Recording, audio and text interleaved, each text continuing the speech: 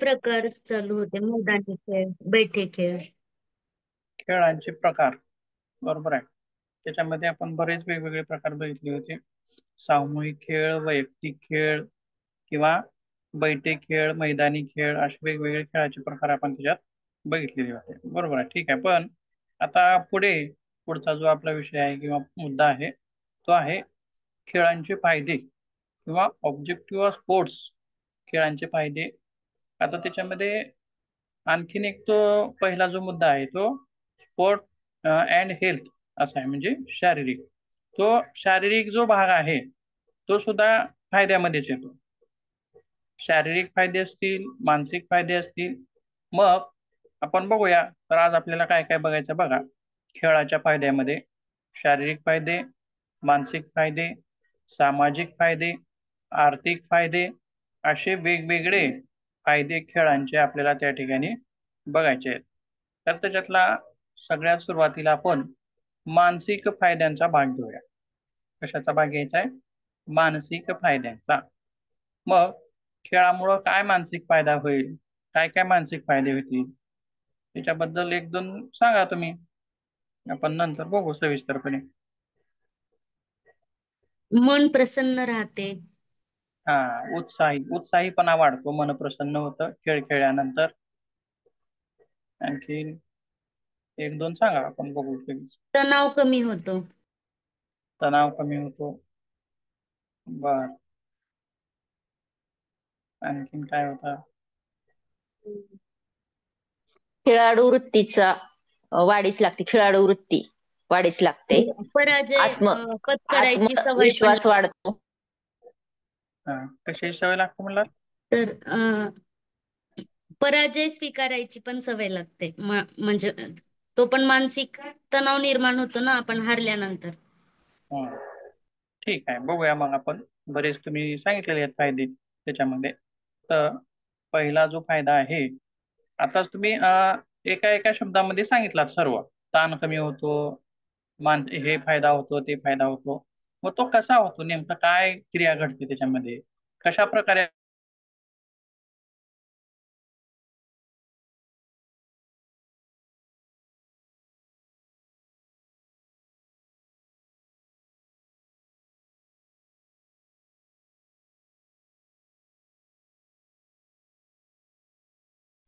सरांचा आवाज येतोय का सगळ्यांना? नाही येत. नाही येत, नाही येत, आम्हाला पण नाही येत. आपल्याला त्या सर आवाज येत नाही.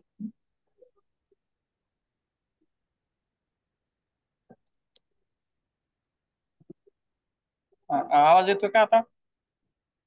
आता सुरू झाला. हो आता आला. बघा बघा, मला एका गोष्टीचं नवल वाटतं. दिवसभर कॉल येत नाही, पण क्लास चालू झाला बरोबर कॉल यायला चालू होतात. ठीक आहे. डू नॉट डिस्टर्बला ठेवायचं सर, जास्त येत असले कॉल तर. हा हा, ठीक आहे. म्हणजे कळतंय आपल्याला कोणाचा आला ती, पण डिस्टर्ब होत नाही, नंतर करता येते त्याला आपल्याला. एक मिनिट हा.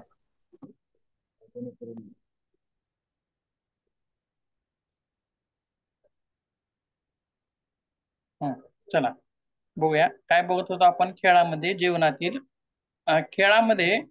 जीवनातील व्यथा आणि चिंता दूर करण्याचं सामर्थ्य असतं. म्हणजे काय, व्यथा कशाला म्हणता येईल, तर एखाद्या गोष्टीबाबतची खंत, एखाद्या गोष्टीबाबतचं दुःख त्याच्या मनामध्ये असतं, त्याच्याबद्दल तो झुरत असतो. किंवा चिंता, जसे की भविष्यातील चिंता असेल किंवा इतर कोणत्याही गोष्टीविषयी चिंता असेल. चिंता नेमकं कशाला म्हणता येईल, तर मानसिक अस्वस्थता किंवा शारीरिक अस्वस्थता. तो स्वस्थ राहू शकत नाही, स्वस्थ बसू शकत नाही, बरोबर. म्हणजे त्याला काय म्हणायचं आहे, चिंता. काहीतरी त्याच्या मनामध्ये घालमेल असते, काहीतरी भीती असते. मनाचा तोल जो असतो तो काय असतो, सुटलेला असतो, स्थिर नसतो. असं आपण चिंता आणि व्यथा त्याला असं म्हणूयात. मग खेळामध्ये काय घडतं, कशा प्रकारे या गोष्टी दूर होतात, तर बघा काय म्हणता येईल.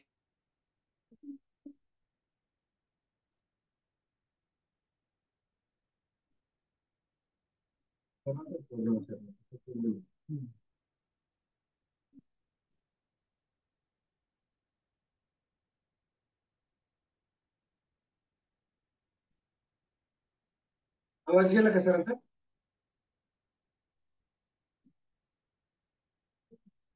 परत कॉल आला काय की सरांना? हा आवाज गेला मध्येच.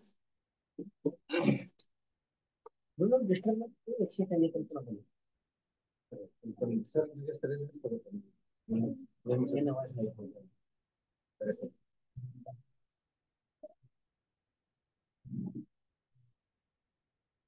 वायफाय शिवाय रेंज असते. आपल्या चित्रात संवेदनशील करतो.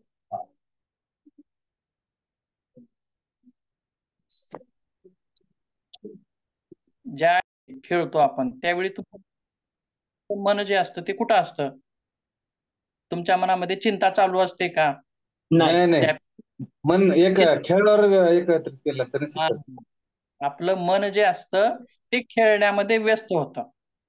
ज्यावेळी तुम्ही व्हॉलीबॉल खेळताय त्यावेळी तो बॉल कुठून येत आहे, तुम्ही त्या बॉल मागे धावताय, बरोबर आहे. फुटबॉल जो आहे तसा प्रकार असेल किंवा व्हॉलीबॉल असेल, तो कुठून येत आहे म्हणजे सर्वच्या सर्व तुमचं जे लक्ष आहे त्या खेळण्याच्या क्रियेमध्ये गुंतलेलं असतं. म्हणजे बघा, एखादी गोष्ट बघा, एखादी घागर आहे त्याच्यामध्ये हवा आहे आणि त्या घागरीतली हवा आपल्याला काढायची असेल तर त्याच्यामध्ये पाणी भरावं लागेल. म्हणजे दुसरी एखादी गोष्ट काढायची असेल तर दुसरी गोष्ट जरी एंटर करता येते, अशा गोष्टीप्रमाणे जसं की तुमच्या मनामध्ये चिंता, व्यथा एक हवा आहे असं आपण समजूयात. आणि हा खेळ नावाचा जो प्रकार तुम्ही ज्यावेळी प्रत्यक्षामध्ये खेळत आहात ते आपण त्या घागरीमध्ये पाणी भरल्यासारखं आहे. म्हणजे काय, त्याच्यातली हवा निघून जाते आणि म्हणजे चिंता आणि व्यथा या गोष्टी निघून जातात आणि लक्ष सर्वच्या सर्व कशामध्ये राहील, मग खेळामध्ये राहतं. त्यासोबत आणखीन काय म्हणता येईल तर या ज्या शारीरिक हालचाली आहेत या शारीरिक हालचालीमुळं एंडॉर्फिन्स नावाचे घटक आपल्या शरीरामध्ये तयार होतात आणि ते कुणाद्वारे तयार केले जातात तर मेंदूद्वारे तयार होतात. आणि त्यांचं कार्य काय आहे आणि ते कधी तयार होतात तर ज्यावेळी शरीर त्याच्यामध्ये आहे, तणावामध्ये आहे किंवा वेदनांमध्ये आहे, अशा वेळी हे एंडोर्फिन्स तयार होतात आणि ह्या काय म्हणजे वेदना टेम्परेचर. हा या वेदना आणि ताण कमी करण्यासाठी ते मदत करतात. म्हणजे हे काय आहेत, नैसर्गिक आहेत, ते आपल्या शरीरामध्ये तयार होतात. मग यांची पातळी ही कधी वाढते, जसं की शारीरिक हालचाली झाल्या की यांची पातळी वाढते. म्हणजे काय काय आपण सहजच आता खेळामध्ये पण एंडॉर्फिन्स तयार होतील असं आपण म्हणतोय. आणखीन काय म्हणतो, व्यायामामुळे पण ते तयार होतील असं म्हणतो. म्हणजे जसं की योग आणि ताणतणाव आपण गेल्या वेळेस बघितलेला आहे, त्याच्यामध्ये पण आपण म्हटलं होतं की योगामुळे पण ते एंडोर्फिन्स तयार होतात, ताणतणावाला प्रतिसाद देता येतो आपल्याला.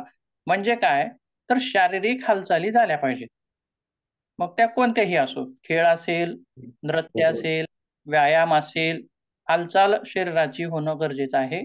त्याच्यातून ते निर्माण होतात आणि साहजिकच या खेळामध्ये शरीराच्या भरपूर अशा हालचाली होतात, त्याच्यातून एंडोर्फिन्स तयार होतात, मिळतात आणि सहजच नैसर्गिकपणे आपल्याला ताणतणावाला सामोरं जाता येतं.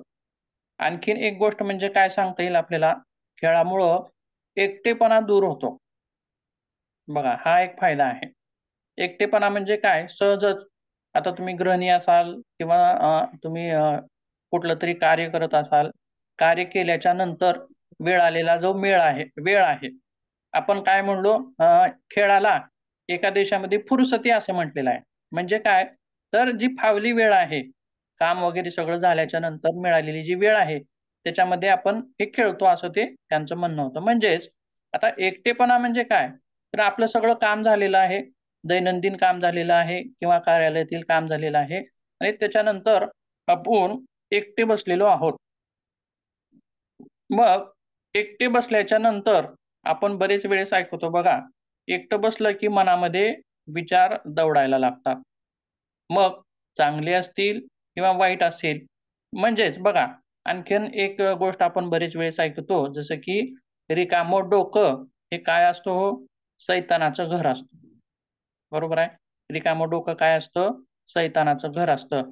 म्हणजेच मनामध्ये वेगवेगळे विचार चालत असतात आणि विनाकारण जे अनावश्यक विचार आहेत ते सुद्धा आपल्या मनामध्ये चालू राहतात आणि मनामध्ये चालू असलेल्या विचारांना प्रतिक्रिया देण्याचं काम कोण करत असतं?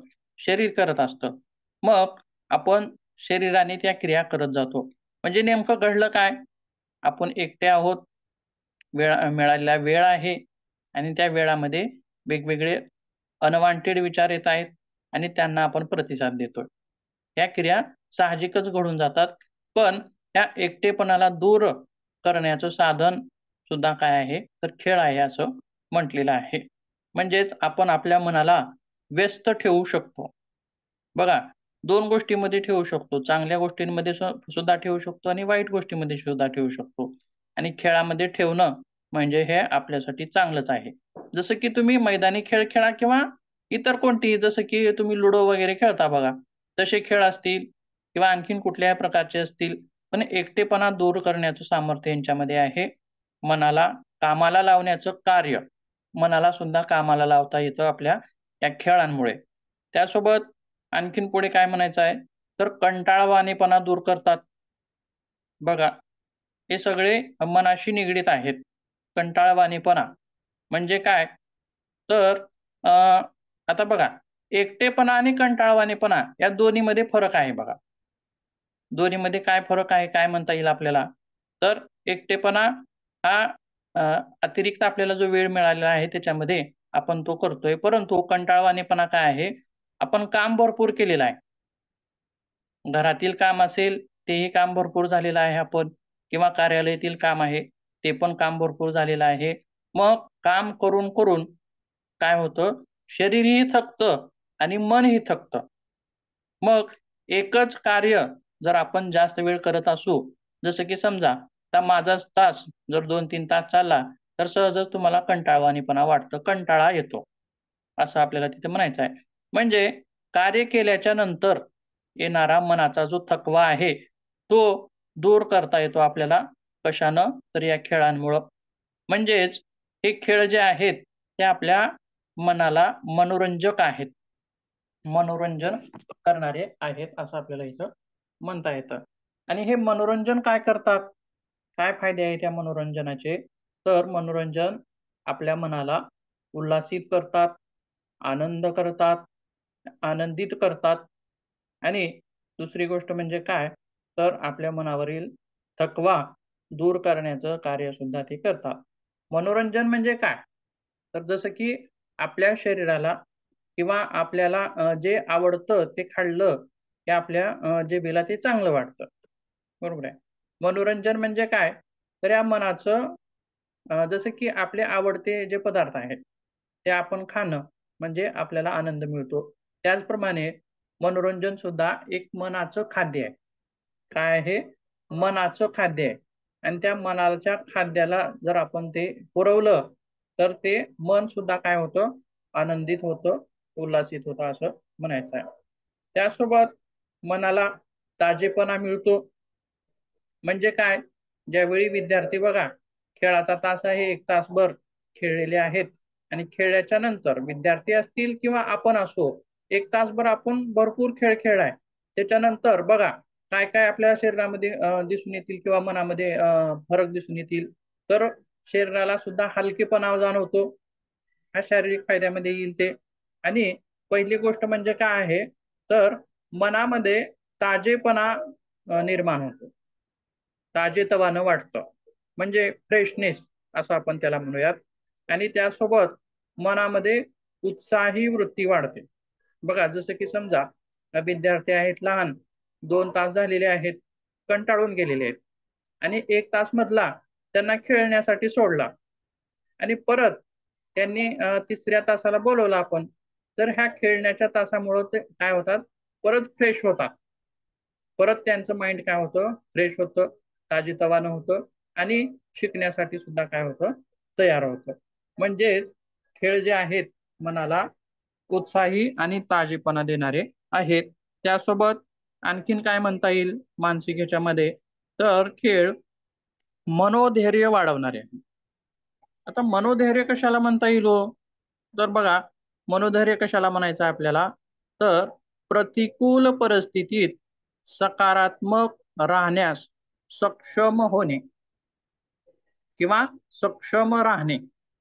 म्हणजे काय, तर समजा क्रिकेटची एखादी मॅच चालू आहे आणि थोडक्यातच भारत पाकिस्तान अशी मॅच चालू आहे असं समजूया आपण. आणि त्याच्यामध्ये आता पाकिस्तानची बॅटिंग झालेली आहे, संपलेली आहे, रन काढलेले आहेत भरपूर. आणि आता भारताची बारी आहे. बरेच खेळाडू आउट झालेले आहेत आणि रन पण जास्त काढायचे आहेत आणि बॉल कमी आहेत. मग आता या ठिकाणी अशा वेळी त्या खेळाडूचं मनोधैर्य टिकून राहणं आवश्यक असतं. बघा, आपण बरेच वेळेस असं पाहतो की गेलेल्या मॅचेस, आता आपण काय करतो बघा, आपणच ठरवतो स्वतः, आपल्यामध्ये सुद्धा मनोधैर्य नाही बघा. म्हणजे मॅच पाहताना सुद्धा आपल्यामध्ये मनोधैर्य नाही.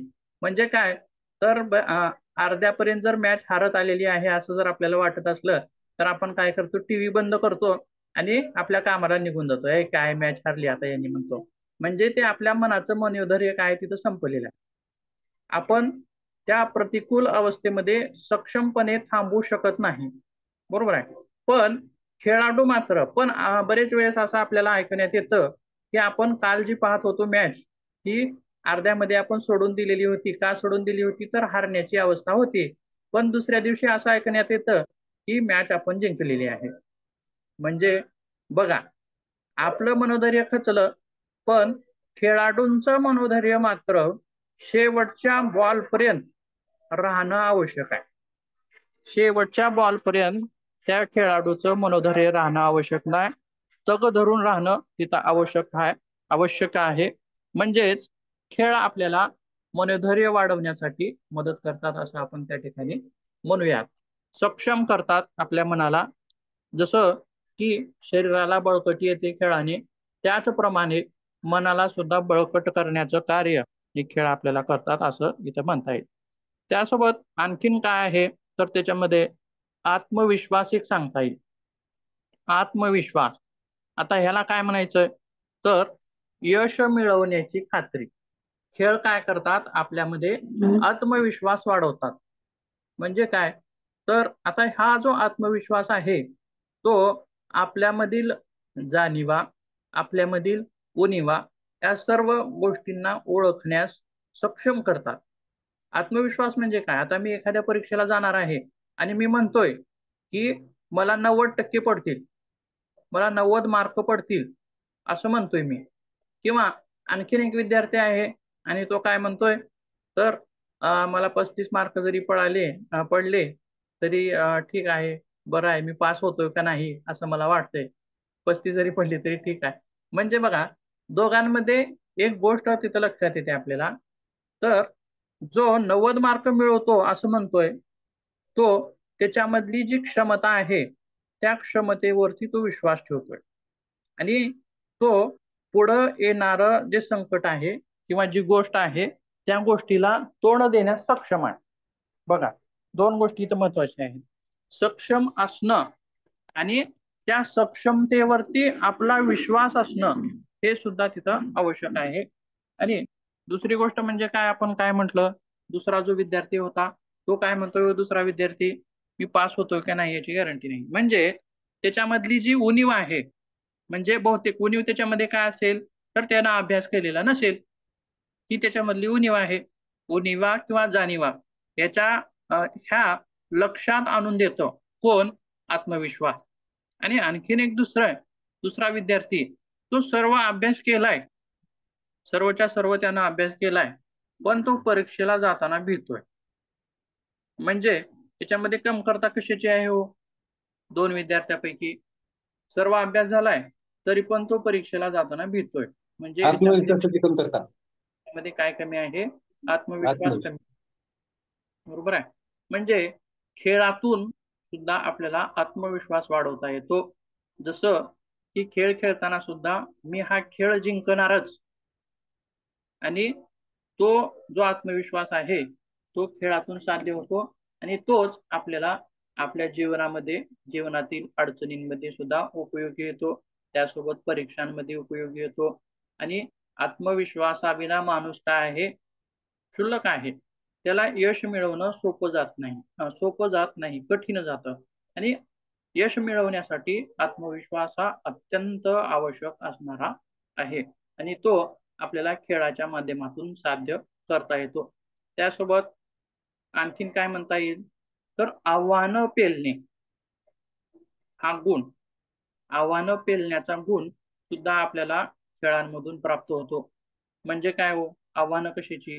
तर समजा आता एखादी टीम आहे आणि आणखीन एक टीम त्यांच्या पुढे येणार आहे आणि ती टीम ही गाजलेली आहे. म्हणजे काय तर उत्कृष्ट खेळणारी आहे. मग आता त्या ठिकाणी आव्हान काय असेल त्यांना, त्यांच्या पुढे त्या खेळाडूंपुढे एक प्रकारचं आव्हानच आहे. हा, त्यांना प्रत्युत्तर द्यायचं. दुसरी टीम उत्कृष्ट खेळते म्हणून आपण त्याला अगोदरच बाय द्यायची का, म्हणजे तू जिंकलास बाबा जा असं म्हणायचं का? मग नाही, तसं त्यांना म्हणता येणार.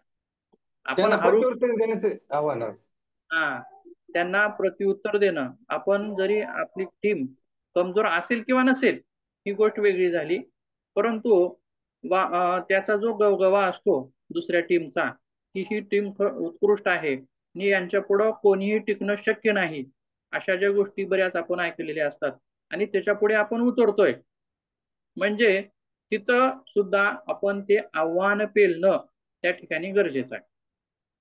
त्याचप्रमाणे खेळामध्ये आणखीन एक आव्हान असतं ते म्हणजे काय बघा, तर जसं की मनोधैर्यामध्ये म्हणलं आपण की आता आपण खेळ हारत चाललोय, आपण काय खेळ हारत चाललोय, परंतु ते जिंकण्यासाठी प्रयत्न करणं म्हणजे हे सुद्धा एक प्रकारचं आव्हानच आहे असंही म्हणता येईल आपल्याला.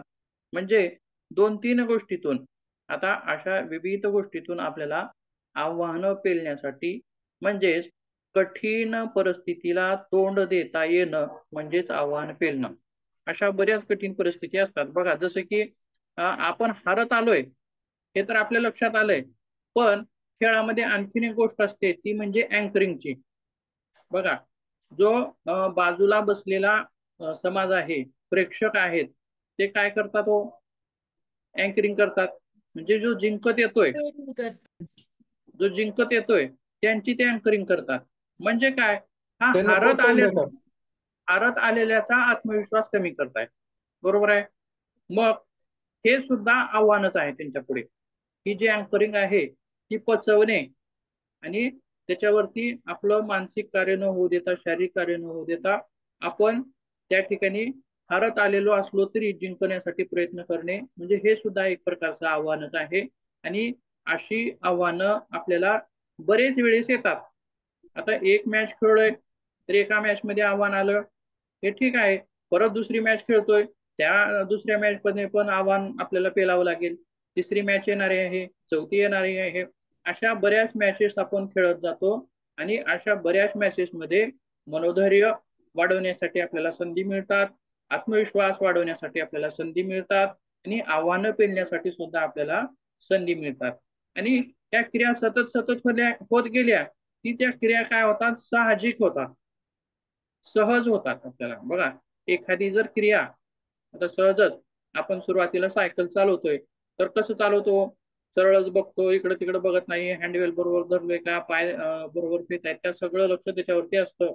म्हणजे परंतु ही जर सायकल आपण दररोज चालवत गेली, एखादी क्रिया जर दररोज आपण करत गेलो तर त्याच्यामधलं कौशल्य आपल्याला प्राप्त होतं, त्याच्यामधली निपुणता आपल्याला प्राप्त होते. म्हणजेच काय तर हे जे आत्मविश्वास असेल याच्यामधलं कौशल्य आपल्याला प्राप्त होतं. तो आत्मविश्वास आणखीन कसं दृढ करता येईल ते सुद्धा आपल्याला त्याच्यातून कळतं, अडचणीमधून त्या कळतं. त्यासोबत मनोधैर्य कसं टिकवून ठेवावं याच्यामध्ये सुद्धा हे सतत आपण ते करत गेल्यामुळं त्याच्यामध्ये सुद्धा साहजिकता येते. आव्हानं सुद्धा आपल्याला साहजिकच पेलता येतात, सहज जातात. कितीही मोठं आव्हान असू द्या ते आपण सहजिक पेलू शकतो. म्हणजेच या ज्या गोष्टी आहेत त्या फक्त खेळाशीच लागू नाहीत.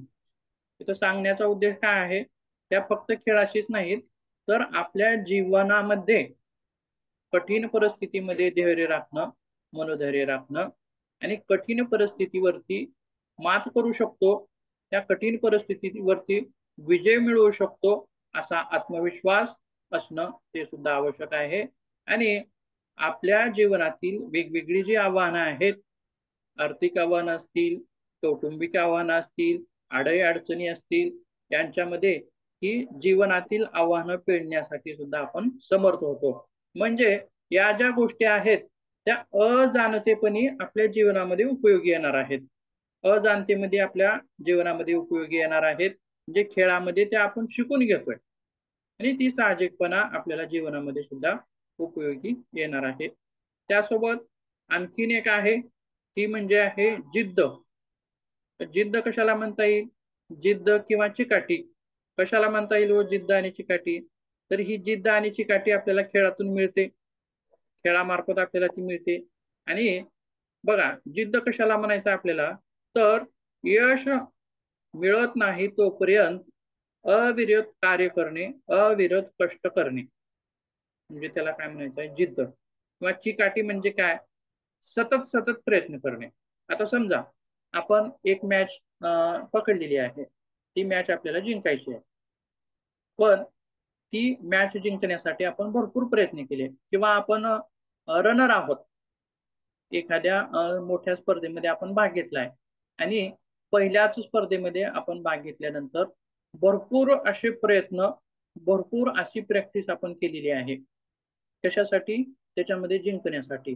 म्हणजे आपली जिद्द आहे की त्याच्यामध्ये आपल्याला जिंकायचं आहे. आणि झालं असं की पहिल्या रनिंग मध्येच आपण, आपला नंबर आला नाही, किंवा पहिल्या मॅच मध्येच आपण हारलोय. मग आता चिकाटी कशाला म्हणायचं? दोन्ही गोष्टी मधला फरक बघा. जिद्द म्हणजे जोपर्यंत यश मिळत नाही तोपर्यंत अविरत कष्ट करणे, तिथं खंड पडू द्यायचा नाही, अखंडित प्रयत्न करणे. आणि चिकाटी म्हणजे काय? आता पहिल्यांदा यश आलं नाही म्हणून आपण तो प्रयत्न सोडून दिला, म्हणजे इथं आपली चिकाटी संपली. अलग लक्षात. परंतु तोच प्रयत्न, सतत सतत प्रयत्न करण्याचाच प्रयत्न आपण परत आणखीन सातत्यानं पुढे करतोय, पुन्हा आणखीन करतोय, म्हणजे तिला म्हणायचं चिकाटी. आलं का लक्षात? जिद्द आणि चिकाटी मधला फरक. आणि ही जी जिद्द आणि चिकाटी आहे ती आपल्याला खेळामधून साहजिकच प्राप्त होते, तसे तिचा जीवनामध्ये आपल्याला उपयोग सुद्धा होतो. आणखीन त्याच्यामध्ये एक गोष्ट सांगायची आहे, ती म्हणजे सर्वात महत्वाची, ती आहे अपयश. अपयश पचवण्याची ताकद आपल्याला खेळामधून मिळत असते. काय पचवण्याची ताकद? अपयश पचवण्याची ताकद. अपयश म्हणजे काय? तर नकार, असं आपण त्याला समजूया. अपयश म्हणजे नकार. साहजिकच बघा, एखादा विद्यार्थी जर 10वी मध्ये किंवा 12वी 10वीचा निकाल लागला की आपण साहजिकच बऱ्याच गोष्टी आपल्या कानावर पडतात. याने आत्महत्या केली, त्यानं आत्महत्या केली, मार्क कमी पडले म्हणून आत्महत्या केली, नापास झाला म्हणून आत्महत्या केली, असं पण आपण बरेच वेळेस ऐकतो. म्हणजे काय? तर त्याच्यामध्ये काय कमी आहे हो? तर अपयशाला पचवण्याची जी ताकद आहे ती त्याच्यामध्ये कमी आहे. किंवा काल परवाच आमच्या इथं एक प्रकरण घडलं, त्याच्यामध्ये काय, तर त्याला बाईक हवी होती. काय होती? बाईक हवी होती. बाईक बर का, बाई नाही, बाईक हवी होती. आणि ती बाईक त्या वडिलांनी त्याच्या घेऊन दिली नाही, त्याच्यामुळं त्यानं आत्महत्या केली. म्हणजे काय? त्याला नकार पचवता आला नाही, नकार पचवण्याची ताकद त्याच्या अंगामध्ये नाही, म्हणून तो आत्महत्येला बळी गेला. म्हणजेच बघा, आता ही अपयश पचवण्याची ताकद आपल्याला खेळामधून कशी मिळते? तर आपण जर सतत सतत खेळ खेळत असू एखादा खेळ, तर पहिल्या वेळेस अपयश आलं, ठीक आहे, त्याच्यामध्ये खचून न जाता परत पुन्हा प्रयत्न केला, दुसऱ्यांदा खेळ, यश आणि अपयश, जय आणि विजय हे साहजिक होऊन जातात आपल्याला. काय होऊन जातात? साहजिक होतात, त्यांची सवय होते आपल्याला. म्हणजे जय आला, विजय आला तरीही आपण त्याच्यामध्ये स्थिर राहतो, आणि अपयश आलं तरी आपण स्थिर राहतो. आपण रोजच खो खोचा खेळ खेळतोय, रोजच एकदा हारतोय, रोजच एकदा जिंकतोय, परत उद्याही खेळतोय, उद्या क्रिकेट खेळतोय, त्याच्यामध्ये पण एकदा जिंकणार आहोत. आणि जिंकण्याची जी क्रिया आहे ती रोजच घडेल. रोज 8 दिवस तुम्ही क्रिकेट खेळताय आणि रोज तुम्ही जिंकणार आहात असंही त्याच्यामध्ये नाही. एका दिवशी जिंक चाल, दुसऱ्या दिवशी हार चाल, परत जिंक चाल, परत हार चाल. म्हणजे जय आणि पराजय दोन्ही पचवण्याची जी ताकद आहे ती आपल्याला खेळामधून मिळते. यश आणि अपयश आहे ती पचवण्याची ताकद सुद्धा आपल्याला खेळामधून मिळते. म्हणजे अपयशाला तोंड देणं, ते पचवणं, गिळंकृत करणं हे सुद्धा आपल्याला साहजिक होऊन जातं आणि त्याचा उपयोग आपल्याला दैनंदिन जीवनामध्ये होतो. आपल्या जीवनातील अडचणींवरती मात करताना सुद्धा त्याचा उपयोग आपल्याला होतो. आपल्याला खूप अशी पहिला प्रयत्न केला MPSC ची तयारी केली किंवा एखाद्या स्पर्धा परीक्षेची तयारी केली, पहिल्यांदाच नापास झालो, पहिल्यांदाच यश मिळालं नाही म्हणून खचून न जाता परत परत प्रयत्न करणं, अशा वेगवेगळ्या गोष्टी सुद्धा आपल्याला तिथं वेगवेगळ्या ठिकाणी मिळतात. आणि आणखीन एक गोष्ट त्याच्यामध्ये आपल्याला निदर्शनात येते ती म्हणजे काय आहे, पुन्हा प्रयत्न करणे. पुन्हा प्रयत्न करणे. एकदा अपयश आलं म्हणून ती गोष्ट सोडून द्यायची नाही, तर पुन्हा पुन्हा प्रयत्न करणे, पुन्हा उठून उभं राहणे. एक डॉल असते बघा, बाहुली, आपल्याला ती यात्रेमध्ये मिळत असते आणि तिला कितीही पाडण्याचा आपण प्रयत्न केला किती उठून उभं राहते. पाहिली का बाहुली असली, खाली हे असतं बघा, हवा भरलेली वाळू असते मध्ये, भरलेली असते. हो. वाळू असते खाली. आपण कितीही पाडलं, किती 100 वेळा पाडा परत ती उठून उभं राहते, 1000 वेळा पाडा परत ती उठून उभं राहते.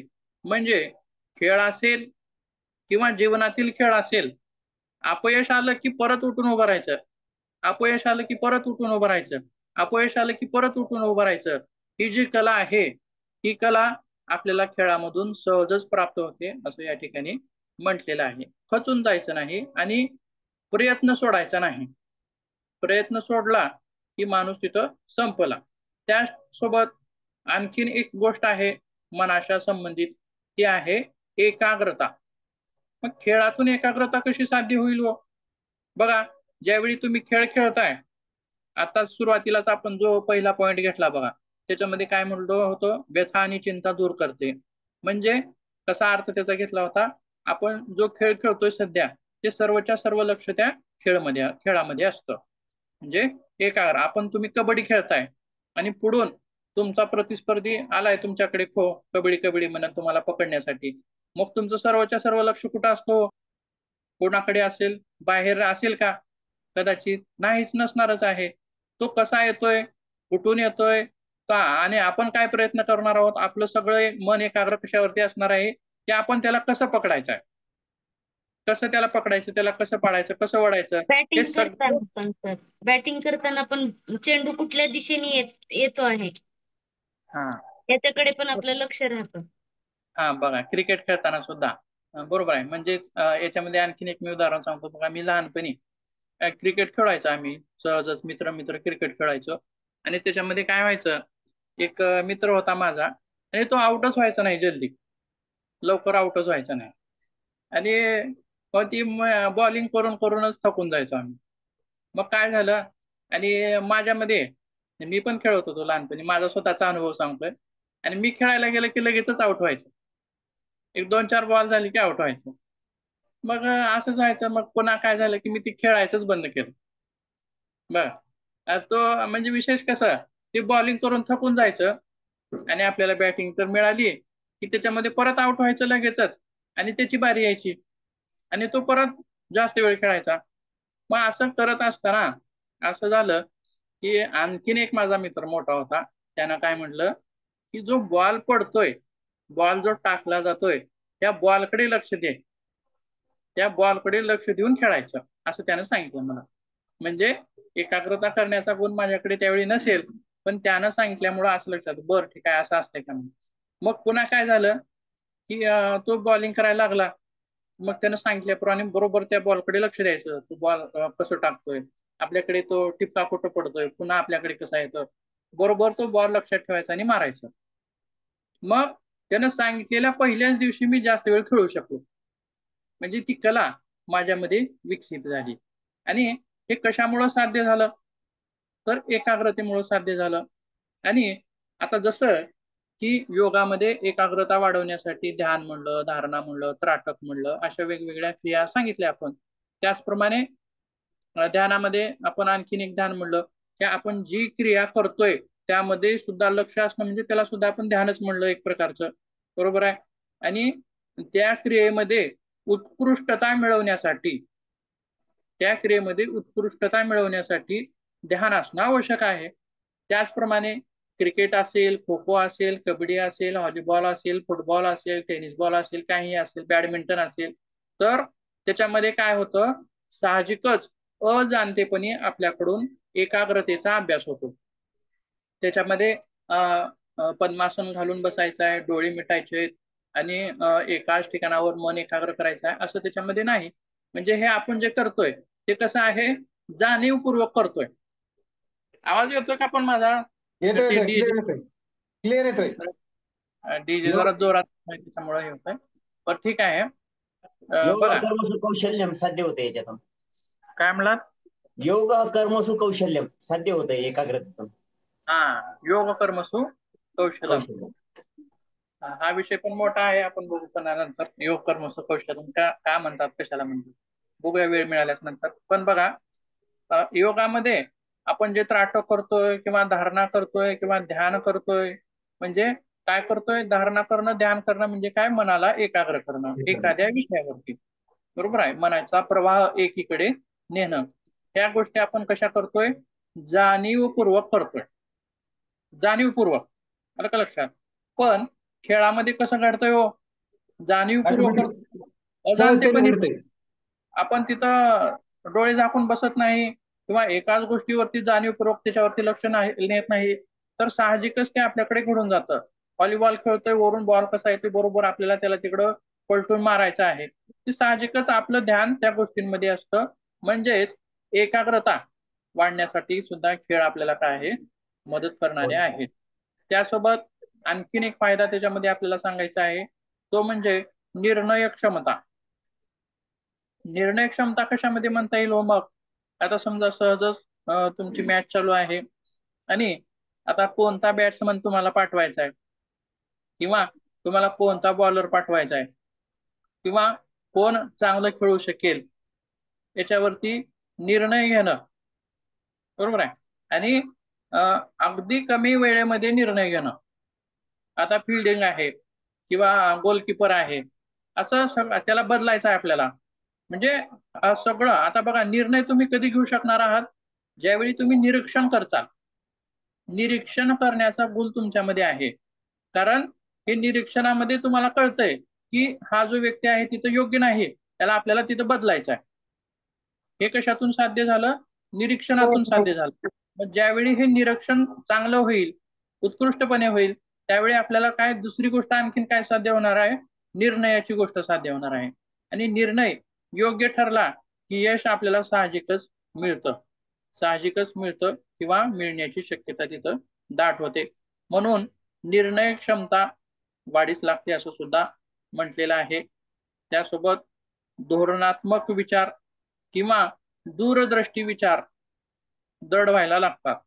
म्हणजे काय दूरदृष्टी विचार म्हणजे काय, किंवा एखादा आपल्याला खेळ खेळायचा आहे, त्या खेळाविषयी अगोदरच तशी तयारी करणं की बाबा हे करणं आपल्यासाठी आवश्यक आहे, बॉल असा टाकणं आपल्यासाठी आवश्यक आहे. म्हणजे दूरदृष्टी, दूरदृष्टी किंवा अशी रचना लावणं त्याच्यामध्ये गरजेचं आहे. तुम्ही कबड्डी खेळताय तर अगोदर कोणाला पाठवलं पाहिजे किंवा ज्यावेळी मग आपण रचना कशी केली पाहिजे खेळतानाची, असं या सगळ्या म्हणजे एखादं कार्य करण्यापूर्वीच त्या कार्याची रचना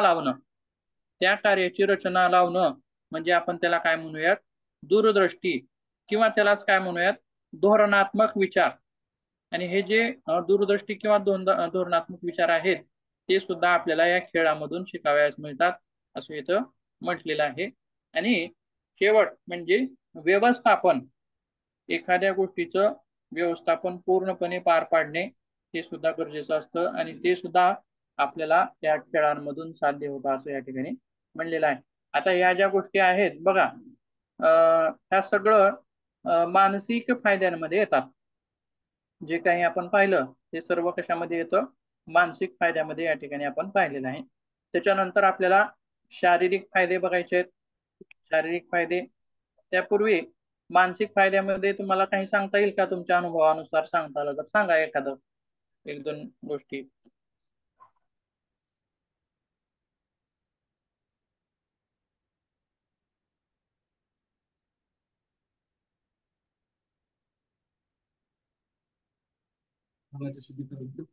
मैत्रीची भावना वाढीच लागते सर या खेळामुळे.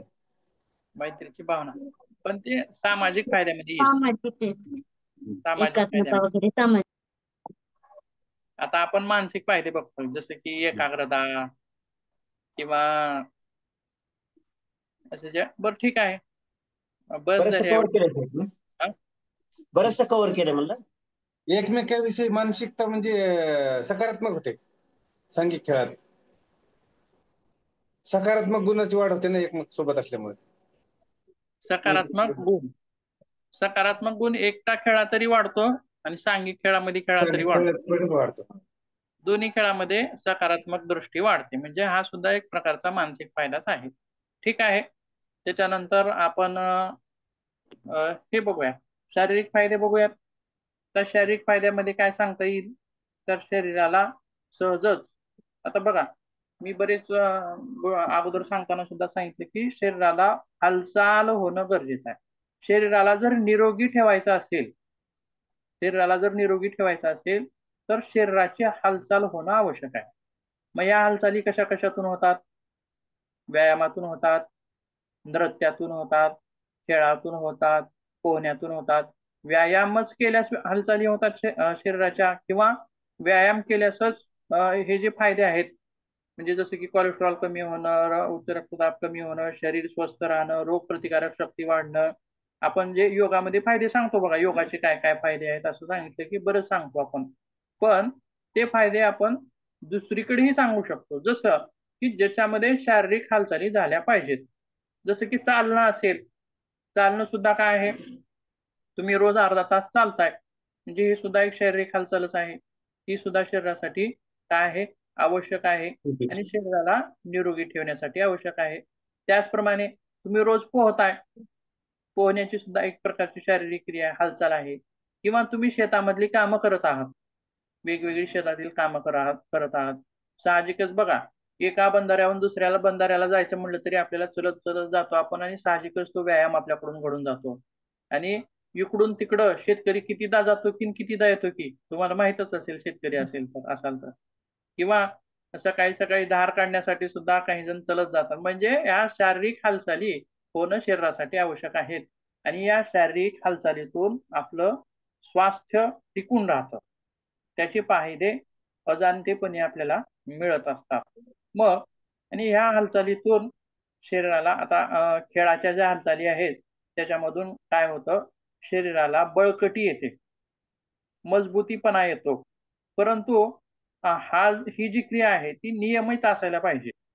जसं की आपण खेळ खेळतो, आता व्यायामामध्ये किंवा शेतातल्या हालचालीमध्ये किंवा खेळातल्या हालचालीमध्ये आपण सगळ्या हालचालीमुळं फायदा होतो शरीराला असं म्हणलं, पण त्याच्यामध्ये एक गोष्ट ही होते, कमी होते, म्हणजे काय, तर नियमितपणा असणं.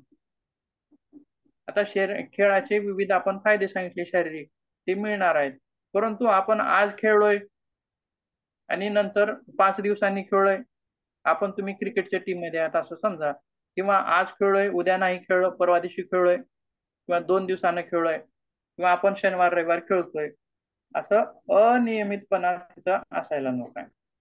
किंवा शेतामधल्या काही गोष्टी, शेतामध्ये बरेच आपण काबाड कष्ट करतो, परंतु त्या कष्ट करण्याच्या ज्या गोष्टी आहेत त्याच्यामध्ये सुद्धा फरक पडतो. आज आपण खूप काम केले, खूप कष्टाचं काम केलंय, पण उद्या आपण काहीच काम केलं नाही. परवा केलोय पण 2-3 दिवस पुन्हा काहीच केलं नाही, तेरवा केलोय. म्हणजे काय, व्यायामात आणि इतर शारीरिक हालचालीमध्ये काय महत्वाचा गुण तिथं निदर्शनात येतो, की व्यायामामध्ये नियमितता. नित्यता असते. नित्यता. आता स्नायूमध्ये बळकटी येणं, हृदयाचं आरोग्य सुधारणं, फुफ्फुसाचं आरोग्य सुधारणं, या सगळ्या ज्या गोष्टी आहेत, जर या शारीरिक हालचाली कोणत्याही करा पण नियमित करा, जर त्याच्यामध्ये नित्यता असेल तर ते फायदे तुम्हाला चांगल्या रीतीनं मिळतात.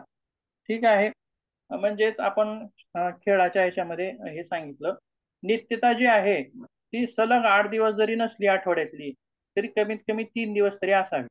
म्हणजे समजा तुम्ही क्रिकेटचा संघ आहे, तुम्ही रोज नाही खेळू शकत, तर आठवड्यातून 3 दिवस जरी खेळला तरी तुम्हाला त्याचे नित्यतेचे फायदे मिळू शकतात.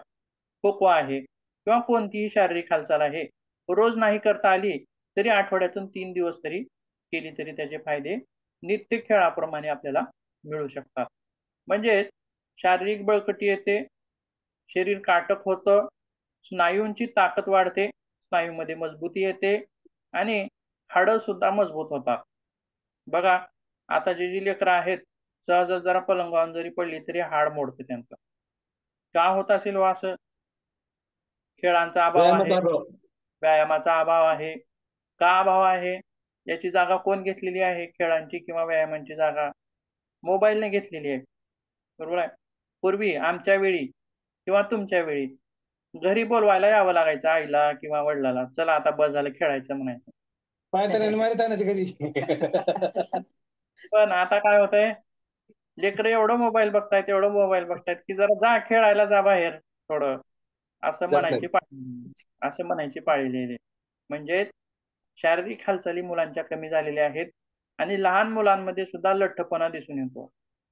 लठ्ठपणा त्यांच्यामध्ये दिसायला लागलेला आहे, फुगल्यासारखे दिसत आहेत बरेच विद्यार्थी, किंवा सारखं सारखं आजारी पडणं हा प्रकार असेल, म्हणजे रोगप्रतिकार शक्ती कमजोर झालेली दिसून येते. काही जणांमध्ये डायबिटीज काउच दिसून येते. काउच पोटॅटो त्याला म्हणायला लागले म्हणतात सर आता, काउच पोटॅटो. हा, तो प्रकार असेल, असा बरेच विद्यार्थ्यांमध्ये दिसून येत आहे. किंवा काम करू न वाटणं, उदासीन राहणं, नैराश्य राहणं. लहान लेकरू सुद्धा काय म्हणायला लागले आता पहिली दुसरीच्या, मला लय टेन्शन आले, मला बोलू नका असं म्हणतात. म्हणजे आताच त्याला कळायला लागले टेन्शन काय असतं. बरं ठीक आहे, हा विषय वेगळा आहे. तर व्यायामामुळं स्नायू बळकट होतात, हाडे बळकट होतात, अस्थिबंधनं बळकट होतात. अस्थिबंधन म्हणजे काय? हाडं जी जोडून ठेवली जातात त्याच्यासारखं. आता बघा, अगोदर सांगितलेलं असेल मी अस्थिबंधनाविषयी, किंवा हे खालचं एक हाड आहे आणि हे वरचं एक आहे, दोन एकत्र आलेली आहेत अशी. पण आता उगाचच असं चिटकावून ठेवली तर ती चिटकून राहतील का? राहत नाहीत, गळून पडतात.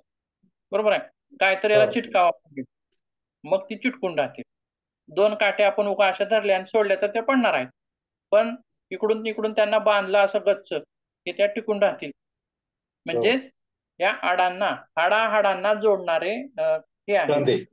सांधे. हा, सांधे नाही, सांधे म्हणायचं नाही त्याला. त्याला हे खुर्च्या म्हणतात म्हणतात, मग ते जोडणाऱ्याला खुर्च्या. टेंडॉन आणि लिगामेंट असं असतं. मसल टू मसल लिगामेंट आणि टेंडॉन. स्नायू आणि हाडामधला जोड आणि हाडामधला जोड याला म्हणायचं. आणि खुर्च्या हा विषय वेगळा झाला, तो सांध्यांचा. म्हणजे यांना जोडून ठेवण्याचं जे काम करतात ते अस्थिबंधन असतात. आणि त्या अस्थिबंधनांना सुद्धा या खेळांमुळं, रोजच्या दैनंदिन खेळांमुळं सुद्धा मजबूती येते असं म्हटलेलं आहे. म्हणजेच बघा, अस्थिसंस्थेला खेळ कव्हर करतात, स्नायू संस्थेला करतात. म्हणजे त्यासोबत आणखीन पुढे काय सांगता येईल शारीरिक फायद्यामध्ये, तर फुफ्फुस आणि हृदयाचं आरोग्य. फुफ्फुस आणि हृदयाचं आरोग्य म्हणजे बघा, ज्यावेळी आपण खेळ खेळतो त्यावेळी आपल्याला दम लागतो किंवा श्वासोश्वास दीर्घ होतो, मोठा होतो. म्हणजेच आपण प्राणायामामध्ये जी क्रिया करतोय ती क्रिया इथं काय होते, सहजपणे होते. आणि ज्याप्रमाणे आपण प्राणायामाचे भरपूर असे फायदे सांगतो, तर ते फायदे सुद्धा इथं साहजिकपणे मिळून जातील, अजाणतेपणी मिळून जातील. प्राणायामामध्ये आपण काय करतो, जाणीवपूर्वक दीर्घ श्वास घेतो, मोठा श्वास घेतो, आणि त्याचे फायदे बरेच आहेत. फुफ्फुसाची इलेस्टिसिटी वाढते, ऑक्सिजनचं प्रमाण वाढतं, ऊर्जा वाढते, उत्साहीपणा वाढतो, असे वेगवेगळे जसे फायदे आहेत त्याचप्रमाणे खेळामध्ये सुद्धा अजाणतेपणी दीर्घ श्वास आपण घेतो, सोडतो, म्हणजे प्राणायामाचे फायदे त्याला मिळतात. फुफ्फुसाचं त्याचं आरोग्य सुधारतं, फुफ्फुसाची लवचिकता इलॅस्टिसिटी वाढते, फुफ्फुसाचे विकार सुद्धा दूर ठेवण्यास तिथं मदत होते. त्यासोबत हृदयाचं आरोग्य चांगलं राहतं.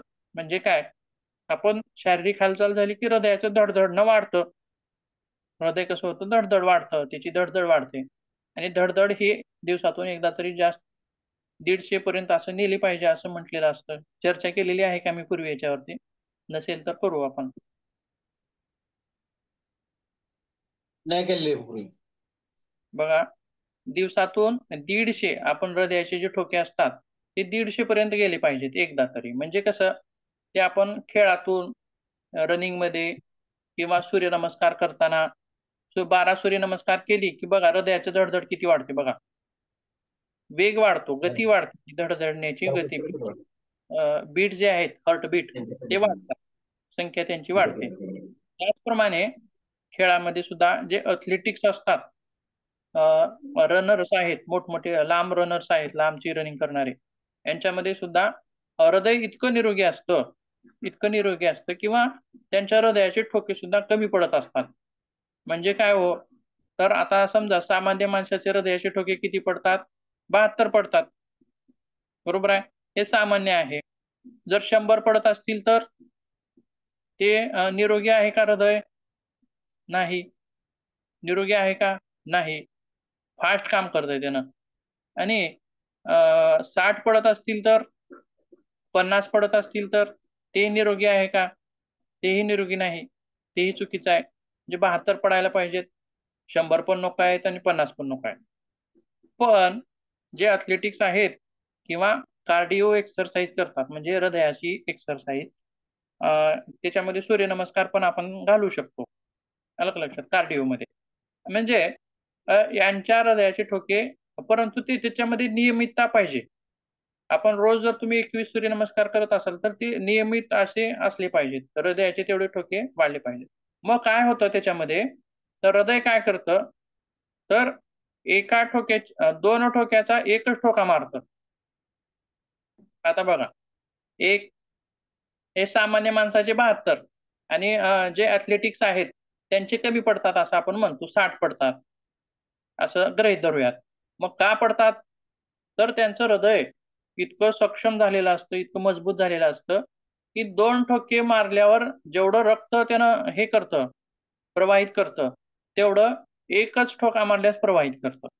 म्हणजे तेवढी त्याची कार्यक्षमता वाढते किंवा त्याची ताकद वाढते. म्हणजे आणि अशा लोकांना हार्ट अटॅक येण्याचा जो चान्स असतो तो 99.99% लेस असतो. म्हणजे हार्ट अटॅक त्यांना येणारच नाही असं आपण तिथं म्हणूयात. म्हणजेच हृदयाचं आरोग्य सुधारण्यासाठी सुद्धा खेळ आपल्याला त्या ठिकाणी मदत करतात. फुफ्फुस असेल, हृदय असेल, हे मुख्य अवयव आहेत, यांचं कार्य सुधारतं, कार्यक्षमता वाढते. त्याचसोबत वजन नियंत्रणामध्ये राहतं. म्हणजेच काय, कोलेस्ट्रॉल असेल, आता हे फॅटचे जे प्रकार आहेत, चरबीचे 2 प्रकारच्या चरबी एक रक्तात दिसून येते बघा, कोलेस्ट्रॉल म्हणतो आपण, ट्रायग्लिसराईड. म्हणजे शारीरिक हालचाली झाल्या की हे बर्न होतात, जळून जातात. जसं की ग्लुकोज आहे, आता साखर, मधुमेहामध्ये काय होतं, साखरेला आत प्रवेश करण्यासाठी वाट मोकळी असते, दरवाजा उघडा असतो, पण बाहेर जाण्यासाठी दरवाजा बंद असतो, अशी त्याच्यामध्ये क्रिया घडते. पण व्यायाम केलं की काय होते, म्हणजे मधुमेह म्हणजे काय, साखर रक्तात पडून राहते, आलं का लक्षात. परंतु ही पडून राहणं हे योग्य नाही, चांगलं नाही, आपल्यासाठी हानिकारक आहे. मग ती आपल्याला जर नष्ट करायची असेल, जाळून टाकायची असेल, बर्न करायची असेल, तर आपण शारीरिक हालचाली केलं की ती बर्न होतात. आता समजा एखाद्याचं वजन वाढतंय, म्हणजे काय, गाडी आहे आपली, आपण 1 लिटर पेट्रोल टाकलंय आणि ती गाडी त्याच ठिकाणी बसून आहे, तर पेट्रोल संपेल का हो मधलं? संपणारच नाही. ज्यावेळी ती रनिंग करेल, दूर धावेल, कार्य करेल, त्यावेळेस तिच्यातलं पेट्रोल संपणार आहे. पण वजन वाढण्याच्या क्रियेमध्ये काय होतं, जसं की सकाळी पेट्रोल टाकलोय आपण 1 लिटर आणि गाडी पळवलीच नाही, परत दुपारी 1 लिटर पेट्रोल टाकलो आणि पुन्हा गाडी पळवली नाही, परत आणि संध्याकाळी पेट्रोल टाकलो, पुन्हाही गाडी पळवली नाही. मग ते बर्न होईल का, पेट्रोल संपेल का तुमच्यातलं, गाडीतलं त्या? संपणार नाही. म्हणजे काय होईल, त्या पेट्रोलचा साठा होईल. त्याचप्रमाणे आपल्या शरीरात पण तसंच असतं. खातोय आपण म्हणजे हे शरीराचं पेट्रोल आहे.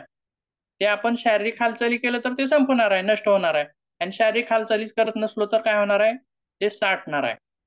म्हणजेच काय, ग्लुकोज सिंथेसिस जो होतं खाल्लेल्या अन्नाचं, त्याच्यापासून एनर्जी कशी मिळते, ग्लुकोज मार्फत मिळते. आणि अतिरिक्त ग्लुकोज झालं तर काय करतं शरीर, त्याचं रूपांतर ग्लायकोजन मध्ये करतं, म्हणजे ते साठवून ठेवतं. पोतीच्या पोटी जसं आपण साठवून ठेवतो अन्नधान्य पुन्हा कामाला येईल म्हणून, तसं त्यानं काय करतं, ते साठवून ठेवतं. शारीरिक हालचाल झाली तर ते वापरतं, नाही झाली तर वापरत नाही. म्हणजेच फॅट असेल, चरबी असेल, कोलेस्ट्रॉल असेल, ट्रायग्लिसराईड असेल, असे वेगवेगळे जे हे आहेत, ते सगळं शारीरिक हालचाली नाही झाल्या तर ते साठून राहतात आणि शारीरिक हालचाली झाल्या तर ते नष्ट होतात, बर्न होतात. म्हणून खेळामधून सुद्धा हे फायदे आपल्याला मिळतात. आणि कोलेस्ट्रॉल, ट्रायग्लिसराईड हे काय आहेत, हे हृदयाचे शत्रू आहेत. हे काय आहेत, टेररिस्ट आहेत. बघा, टेररिस्ट काय करतो, 10-12 जण लोकांना मारल, परंतु हृदयविकारामुळं दिवसामध्ये किती लोक मरतायत हो, बरेच लोक मरतायत जगातली. आणि हे चक्र चालूच असतं. आज पण बरेच लोक हृदयविकारामुळे मेले, उद्या पण मरतायत, परवा पण मरतायत, तेरवा पण मरतायत. म्हणजे हे एक प्रकारचे टेररिस्टच आहेत. कोण, हृदयाचा घात करणारे कोण आहेत, कोलेस्ट्रॉल, ट्रायग्लिसराईड असे जे आहेत, हे हृदयाचा घात करतात. आणि त्या टेररिस्टला आपल्याला जर मारायचं असेल तर आपल्याला खेळ खेळले पाहिजेत किंवा शारीरिक हालचाली केल्या पाहिजेत, व्यायाम केला पाहिजे, याच्यातून आपण ते साध्य करू शकतो. म्हणजे हृदयाचं आरोग्य आपण टिकवून ठेवू शकतो. त्यासोबत वजन नियंत्रणात ठेवू शकतो. असे वेगवेगळे फायदे आपण तिथं सांगू शकतो. त्यासोबत आणखीन काय म्हणता येईल, तर पचनाची क्रिया तीव्र होते किंवा पचन चांगलं होतं. बघा, 2 गोष्टी होणं आवश्यक आहे, भूक लागणे आणि खाल्लेल्या अन्नाचं पचन चांगलं होणे. शरीर सुदृढ कधी होईल हो, खाल्ले आपण भरपूर बदाम खातोय, काजू खातोय, हा ज्यूस पितोय, तो ज्यूस पितोय, पण आपल्या शरीराला लागतच नाही असं म्हणतो. पण म्हणजे काय, तर पचन क्रियेदरम्यान जी एक क्रिया असते, त्याच्यातलं चयापचय क्रिया. पोषक तत्व शोषून घेण्याची एक क्रिया असते. हे पचन संस्थेमध्येच येतं ते सगळं. मग ही जर क्रिया तुमच्याकडे व्यवस्थित होत नसेल, आता ह्या पचन संस्थेचं कार्य सुधारतं असं आपल्याला म्हणायचं आहे खेळामुळे. म्हणजे कसं, तर समजा खेळ खेळल्यानंतर भूक लागते का नाही हो तुम्हाला, लागते का भूक, कडाडून भूक लागते. म्हणजे काय, अगोदर खाल्लेल्या अन्नाचं भूक कधी लागते, अगोदर खाल्लेल्या अन्नाचं पचन झालं की भूक लागते. म्हणजे खेळ जो आहे तो खेळ अपचन दूर करणारा आहे, भूक वाढवणारा आहे. त्यासोबत आणखीन एक काय म्हणता येईल आपल्याला, तर झोप आणणारा आहे, जे निद्रानाश दूर करणारा आहे. बघा, आज दिवसभर किंवा आज तास 2 तास आपण चांगलं खेळलोय, तर रात्री चांगली झोप लागते, पटकन झोप लागते. बघा, किंवा सहजच आपण एखादं काम केलोय, आज दिवसभर कष्ट केलोय, तर आपल्याला रात्री झोप चांगली लागते. म्हणजे शारीरिक हालचाली झाल्या की झोप चांगली लागते. जसे की शारीरिक हालचाली झाल्या की पचन चांगलं होतं. म्हणजे बघा, पहिल्याच वाक्यामध्ये मी सांगितलंय की शरीराला जर निरोगी ठेवायचं असेल तर काहीही करा, पण शारीरिक हालचाली करा, बसून राहू नका. शरीराची हालचाल होणं गरजेचं आहे. त्यासोबत खेळांमुळे सुद्धा निद्रानाशासारख्या गोष्टी आपल्याला दूर करता येतात. झोप लागणं हे सोयीस्कर होतं. त्यासोबत रोगप्रतिकारक शक्ती वाढते. असे वेगवेगळे शारीरिक फायदे सुद्धा आपण त्याच्यामध्ये सांगू शकतो. तर बाकीचा जो भाग आहे तो आपण उद्याच्या तासामध्ये बघूया. आपण आज मानसिक फायदे आणि शारीरिक फायदे असे बघितलेले आहेत.